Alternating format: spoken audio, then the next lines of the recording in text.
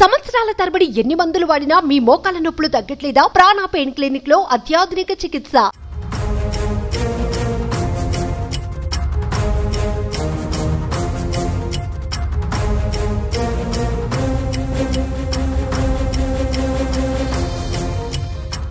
విజయవాడ మొగల్రాజుపురం చిన్నంపట్టిల సెంటర్లో గత 2 రోజులుగా కురుస్తున్న భారీ వర్షాలకు భారీ ఎత్తున కొండరాళ్లైతే విరిగిపడిన పరిస్థితి మనం ప్రస్తుతం చూస్తున్నాము. కొండ చర్యలు విరిగిపడడంతో ఇక్కడ మొగల్రాజుపురానికి సంబంధించిన 2 కుటుంబాలైతే ఈ కొండరాళ్ల క్రింద పడి ఉన్నాయి. ఇప్పటి వరకు 2 మృతదేహాలైతే లభ్యమయ్యాయి.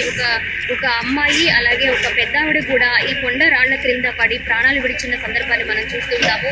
వైద్య ఆరోగ్య శాఖ మంత్రితో పాటు ఎమ్మెల్యేలు కూడా ఇక్కడికి వచ్చి ఈ దుర్ఘటన జరగడానికి కారణాలని పరిశీలించడంతో పాటు అధికారులు ఇక్కడ క్లియర్ చేస్తున్న పరిస్థితిని కూడా సమీక్షిస్తూ ఉన్నారు.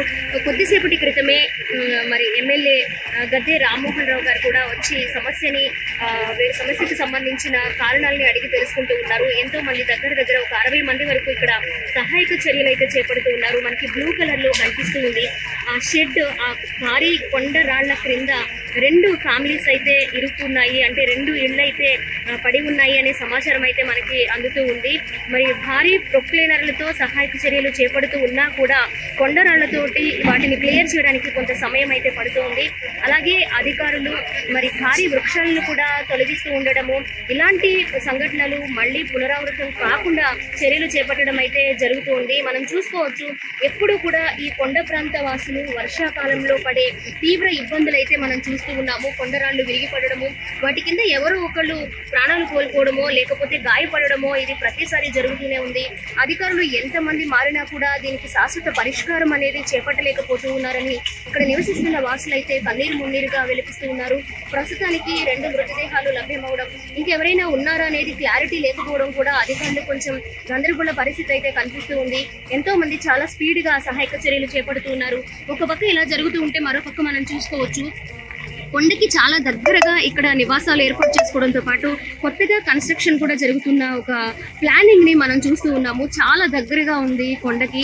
అధికారులు అంత దగ్గరగా వద్దు, ఎందుకంటే వర్షాకాలంలో చాలా ఇబ్బందులు గురికాక తప్పదు అని వీళ్ళు చెప్తూ ఉన్నా కూడా ఇక్కడ నివసించే వాసులు కావచ్చు, లేకపోతే అవి నివాసాలు ఏర్పాటు చేసుకునే వాళ్ళు కావచ్చు, పర్మిషన్స్ కి విరుద్ధంగా ఇక్కడ నివాసాలు ఏర్పాటు చేసుకోవడం, ఇలాంటి ఘటనలు జరిగినప్పుడు మా చేతుల్లో మాత్రం ఏముంటుంది అని కూడా వాళ్ళు చెప్తున్న పరిస్థితి మనం చూస్తూ ఉన్నాము. చూడాలి ఇంకా ఆ కింద ఉన్న ఇంట్లో ఎంతమంది ఉన్నారు, వాళ్ళ పరిస్థితి ఎలా ఉంది అనేది పూర్తిగా సహాయక చర్యలు చేపట్టిన తర్వాత మాత్రమే మనకి క్లియర్ గా తెలిసే అవకాశం అయితే ఉంది. సహాయక చర్యలు కూడా చాలా స్పీడప్ చేశారు, చాలా క్లియర్ చేస్తున్నారు. కొంతసేపట్లో పూర్తిగా ఎవరైతే గాయపడ్డారో లేకపోతే ఇంకెవరైనా ప్రాణాలు కోల్పోయారా అనే విషయం కూడా మనకి పూర్తిగా తెలిసే అవకాశం కనిపిస్తుంది.